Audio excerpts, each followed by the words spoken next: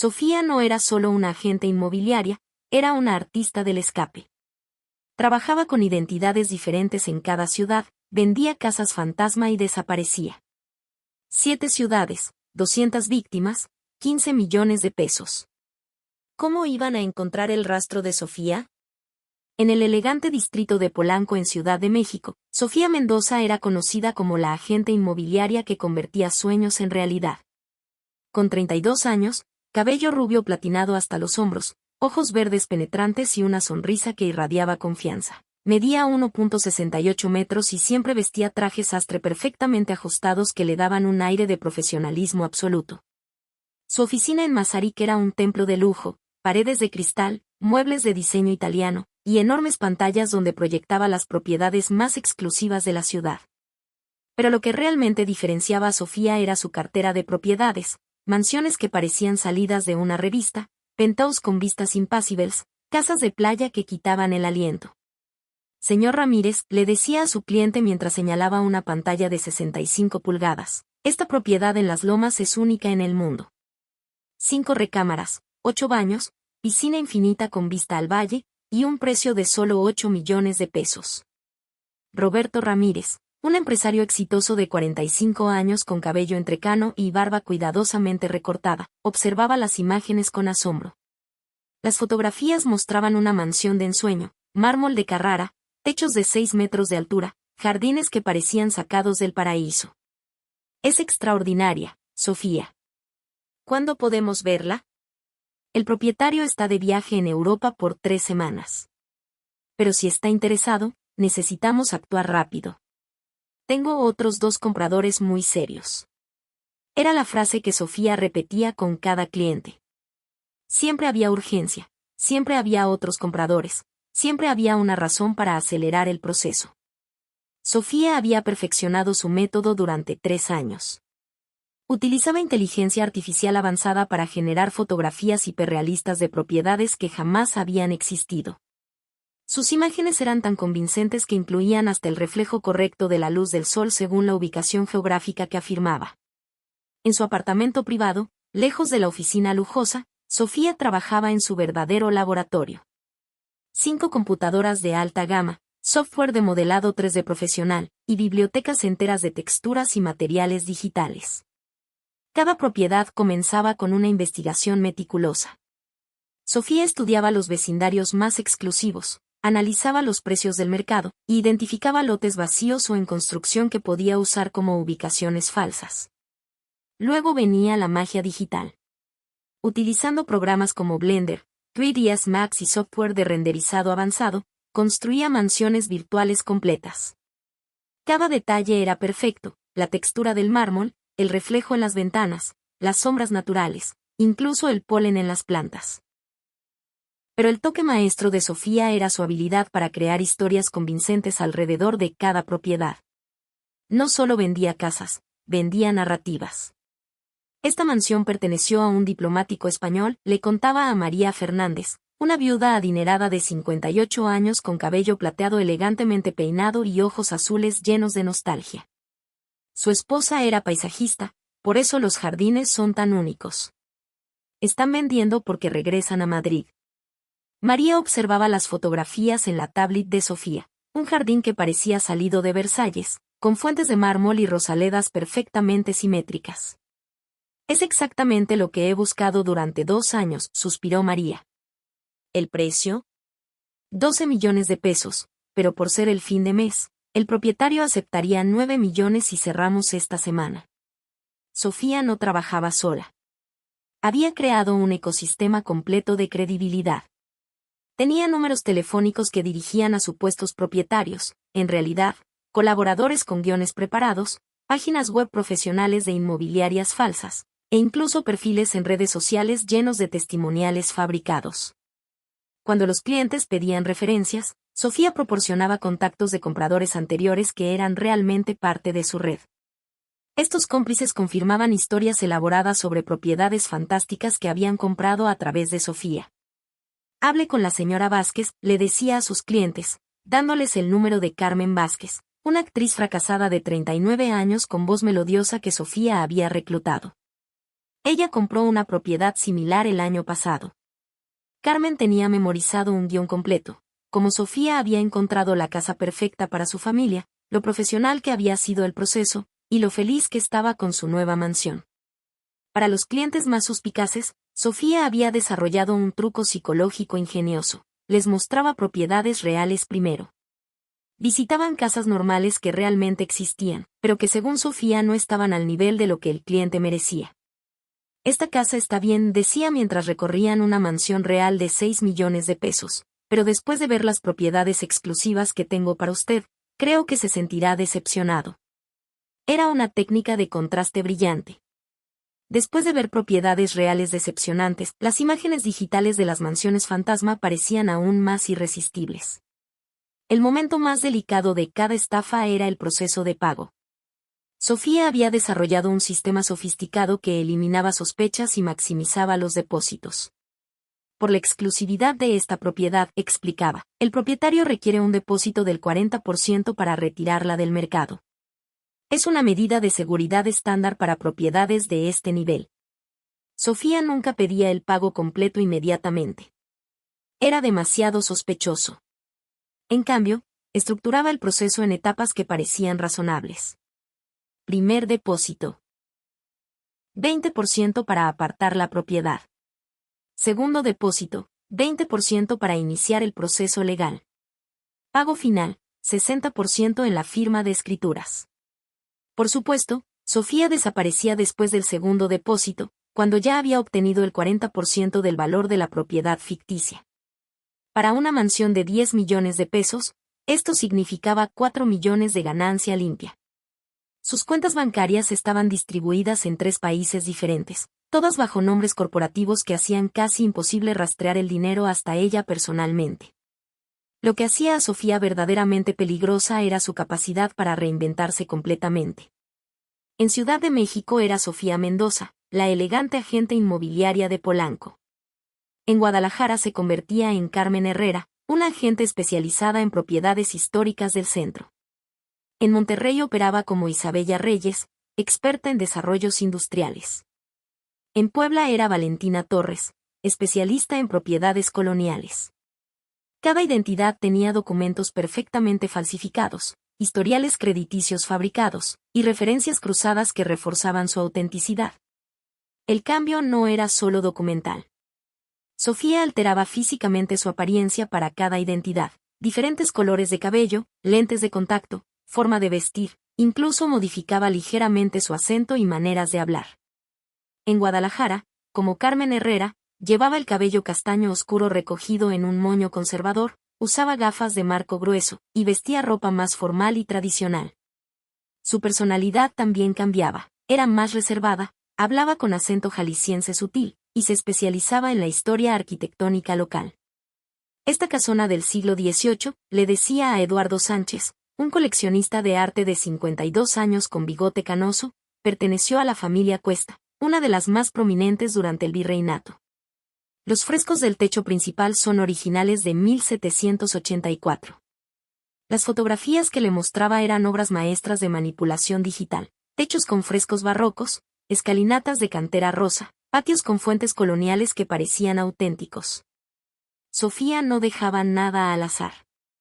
Antes de cada nueva ciudad, pasaba semanas estudiando el mercado inmobiliario local, identificando a los compradores potenciales más adinerados, y estableciendo su red de apoyo.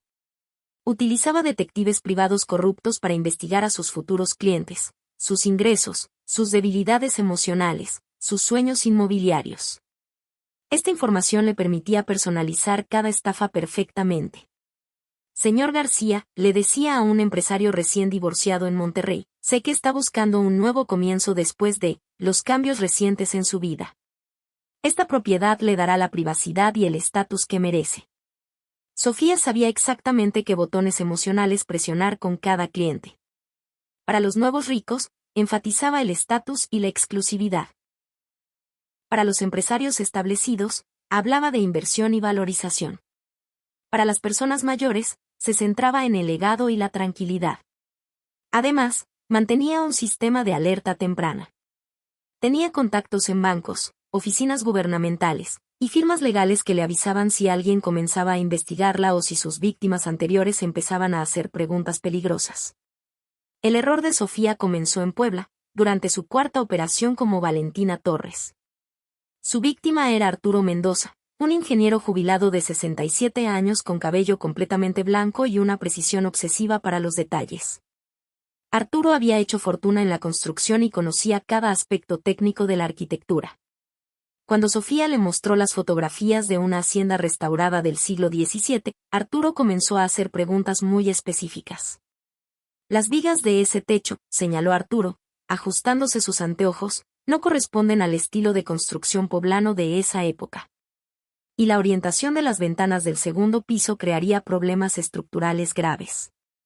Sofía improvisó rápidamente. El propietario anterior hizo algunas modificaciones, modernizó ciertas áreas manteniendo el estilo histórico.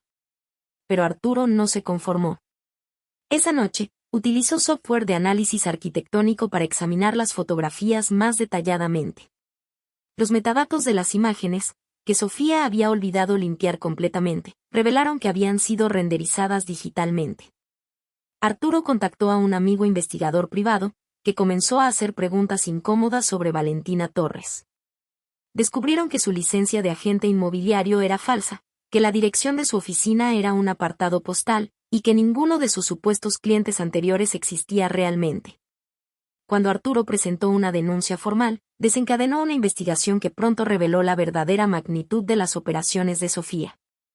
La policía de Puebla contactó a sus colegas en otras ciudades, y los patrones comenzaron a emerger. El detective Carlos Herrera, un investigador veterano de 45 años con experiencia en crímenes financieros complejos, fue asignado para coordinar la investigación multijurisdiccional. Tenemos el mismo patrón en 7 ciudades, le explicó a su equipo durante una reunión. Agente inmobiliaria atractiva, propiedades que no existen, víctimas de alto perfil económico, desaparición después del segundo depósito.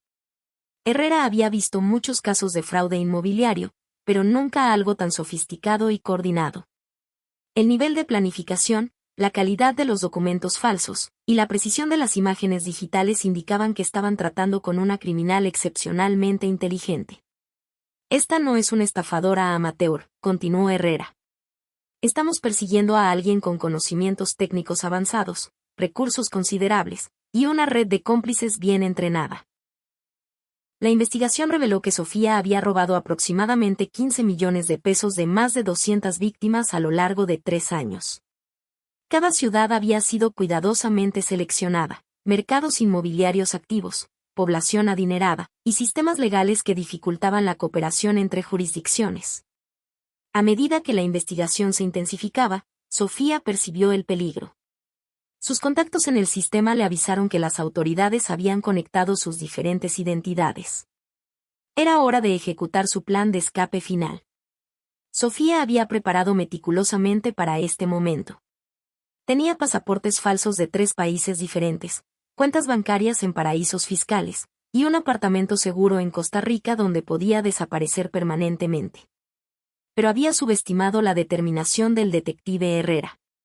Utilizando tecnología de reconocimiento facial avanzada, Herrera había identificado patrones en las cámaras de seguridad de los aeropuertos internacionales. Miren esto, le dijo a su equipo, señalando múltiples capturas de pantalla.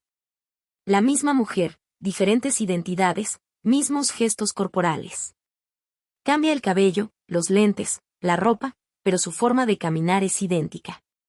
Herrera había solicitado la cooperación de Interpol, y ahora tenían alertas en todos los aeropuertos principales de América Latina. Las fotografías de Sofía en sus múltiples identidades habían sido distribuidas a agentes fronterizos y personal de seguridad aeroportuaria. El equipo de investigación utilizó las propias herramientas tecnológicas de Sofía en su contra. Crearon perfiles falsos de compradores potenciales en redes sociales, completos con historiales de riqueza fabricados y búsquedas inmobiliarias aparentes. La agente Carmen Ruiz, una investigadora encubierta de 35 años con experiencia en operaciones complejas, se hizo pasar por Esperanza Castillo, una empresaria viuda interesada en una propiedad exclusiva para empezar una nueva vida. Carmen estudió meticulosamente el modus operandi de Sofía. Creó un perfil de Instagram lleno de viajes de lujo, publicaciones en restaurantes caros, y fotografías que sugerían un estilo de vida adinerado. También estableció registros financieros falsos que mostraban activos por 20 millones de pesos. El cebo funcionó. Sofía, operando desde su refugio temporal en Costa Rica, mordió el anzuelo. Contactó a Esperanza a través de un portal inmobiliario, ofreciéndole una villa extraordinaria en la Riviera Maya. Señora Castillo, le escribió Sofía en un email cuidadosamente elaborado, tengo la propiedad perfecta para usted. Una villa de 15 millones de pesos en una playa privada, con arquitectura contemporánea y vistas al Caribe que no encontrará en ningún otro lugar. Carmen mantuvo correspondencia con Sofía durante 2 semanas, mostrando entusiasmo creciente por la villa de ensueño. Acordaron encontrarse en Cancún para cerrar el trato. Sofía llegó al lujoso hotel que habían acordado como punto de encuentro, confiada en que había encontrado a su próxima víctima. Llevaba su identidad más reciente. Mónica Velázquez, agente especializada en propiedades costeras de lujo. Se había teñido el cabello de negro azabache, usaba lentes de contacto marrones, y vestía un traje blanco que la hacía lucir como una ejecutiva exitosa de bienes raíces turísticos. Señora Castillo, saludó Sofía con su sonrisa perfecta, es un placer conocerla en persona. Las fotografías de la villa que le envié no le hacen justicia a la realidad. Carmen actuó su papel perfectamente. La viuda entusiasmada, ligeramente nerviosa por hacer una inversión tan grande, pero emocionada por las posibilidades. Mónica, he soñado con esta propiedad desde que vi las primeras fotografías. ¿Cuándo podemos ver la villa? Mañana por la mañana, respondió Sofía. Pero primero necesitamos formalizar su interés con un depósito inicial. Por una propiedad de este calibre, requerimos 3 millones de pesos para apartarla del mercado. Era el momento que Carmen había estado esperando. Por supuesto, respondió Carmen, sacando su laptop. Permítame revisar una vez más los documentos de la propiedad antes de hacer la transferencia. Sofía le entregó una carpeta llena de documentos perfectamente falsificados, escrituras, certificados de no gravamen, permisos ambientales, y hasta un estudio topográfico detallado. Carmen fingió estudiar los papeles cuidadosamente, pero en realidad estaba enviando una señal codificada a través de su laptop. El detective Herrera y su equipo estaban posicionados en el lobby del hotel, esperando la confirmación. Todo parece perfecto, dijo Carmen finalmente. Procederé con la transferencia. En ese momento, el detective Herrera y 6 agentes federales ingresaron al restaurante del hotel donde se había realizado la reunión. Sofía Mendoza, alias Carmen Herrera, alias Isabella Reyes, alias Valentina Torres, alias Mónica Velázquez, anunció Herrera acercándose a la mesa, queda arrestada por fraude inmobiliario, falsificación de documentos, y lavado de dinero. La expresión de Sofía cambió instantáneamente. La máscara de confianza profesional se desvaneció, revelando por primera vez miedo genuino. No sé de qué me hablan, intentó mentir. Soy Mónica Velázquez, agente inmobiliaria licenciada. Herrera sonrió grimmente. Tenemos evidencia digital de todas sus identidades, registros bancarios que conectan sus cuentas, y testimonio de más de 200 víctimas en 7 ciudades. Durante el interrogatorio, la magnitud completa de las operaciones de Sofía se reveló. Los investigadores habían reconstruido meticulosamente su red de estafas durante los últimos 6 meses. Utilizaba inteligencia artificial para crear imágenes de propiedades que nunca existieron, explicó el perito tecnológico durante la presentación de evidencias. Las fotografías eran tan convincentes que engañaron a compradores experimentados durante años. Sofía había subestimado la capacidad de las autoridades para analizar sus métodos digitales. Cada imagen renderizada contenía marcas digitales únicas que permitían rastrearla hasta los programas específicos que había usado, e incluso hasta las computadoras donde había trabajado. Además, su red de cómplices se desmoronó rápidamente cuando enfrentaron cargos criminales. Carmen Vázquez, la actriz que había interpretado a compradores satisfechos, proporcionó testimonio detallado a cambio de una sentencia reducida. Sofía me pagaba 5,000 pesos por cada llamada convincente, testificó Carmen ante el tribunal. Me daba guiones específicos sobre propiedades que supuestamente había comprado. Nunca pensé que el daño fuera tan extenso. El juicio se convirtió en una procesión devastadora de víctimas que habían perdido los ahorros de toda una vida debido a las estafas de Sofía. Roberto Ramírez, el primer cliente que había mostrado interés en la mansión de las Lomas, testificó sobre cómo había perdido 3.2 millones de pesos que había planeado usar para la educación universitaria de sus hijos. Confié en ella completamente, dijo Roberto con voz quebrada. Las imágenes eran tan perfectas, los documentos tan profesionales.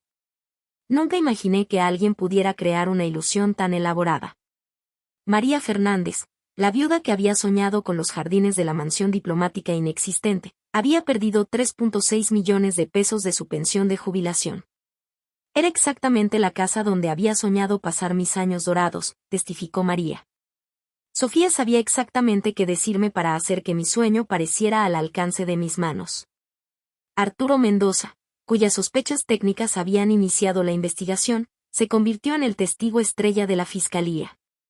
Como ingeniero, explicó Arturo, sabía que algo no cuadraba con las imágenes arquitectónicas. Pero lo que me perturbó más fue descubrir que había víctimas en múltiples ciudades que habían caído en el mismo engaño. Después de un juicio que duró 4 meses, Sofía fue encontrada culpable de 47 cargos de fraude, falsificación de documentos y lavado de dinero. El tribunal la sentenció a 25 años de prisión y al pago de 30 millones de pesos en restitución a sus víctimas. La acusada demostró una sofisticación criminal extraordinaria, declaró la jueza durante la sentencia. Sus crímenes no solo causaron daño financiero, sino que violaron la confianza fundamental que permite que funcione el mercado inmobiliario. La mayoría de las víctimas recuperaron solo una fracción de su dinero. Los activos de Sofía, aunque considerables, no fueron suficientes para compensar completamente los 15 millones de pesos que había robado. El detective Herrera reflexionó sobre el caso durante una entrevista posterior. Sofía representaba una nueva generación de criminales que utilizan tecnología avanzada para crear ilusiones perfectas. Su caso cambió la forma en que investigamos el fraude inmobiliario. El caso de Sofía Mendoza se convirtió en un estudio de caso en escuelas de derecho y academias policiales en todo México. Sus métodos inspiraron nuevas regulaciones para la industria inmobiliaria y protocolos mejorados para verificar la autenticidad de propiedades. Las víctimas formaron un grupo de apoyo que ayudaba a otros que habían experimentado fraudes similares. Roberto Ramírez se convirtió en activista para los derechos de los consumidores, trabajando para implementar mejores protecciones legales. María Fernández, a pesar de su pérdida financiera, encontró una nueva casa modesta donde pasó sus años dorados rodeada de un jardín real que ella misma cultivó. Arturo Mendoza desarrolló software gratuito que ayudaba a detectar imágenes arquitectónicas generadas artificialmente, contribuyendo a prevenir futuras estafas similares. Sofía cumple su sentencia en el Centro Federal de Readaptación Social número 4, donde ha expresado remordimiento por sus acciones pero se niega a revelar la ubicación de cuentas bancarias adicionales que podrían contener fondos para compensar a más víctimas. En su celda, a veces mira por la pequeña ventana con barrotes y recuerda las mansiones digitales que una vez creó, perfectas, hermosas y completamente irreales. Había construido un imperio de sueños falsos, pero al final, la realidad siempre encuentra una manera de reclamar la verdad. Esta historia nos recuerda que en la era digital, la línea entre la realidad y la ilusión se ha vuelto peligrosamente fina. La tecnología que puede crear mundos enteros de belleza también puede ser utilizada para explotar nuestros sueños más profundos. Sofía no solo robó dinero, robó esperanzas, confianza y fe en el futuro. Su historia sirve como advertencia sobre la importancia de verificar, cuestionar y protegernos en un mundo donde las imágenes perfectas pueden ocultar vacíos absolutos. Si esta historia te hizo reflexionar sobre la precaución en las transacciones, compártela. Comenta sobre la tecnología y el crimen, y dale like si crees que estos casos deben conocerse. Suscríbete para más historias reales.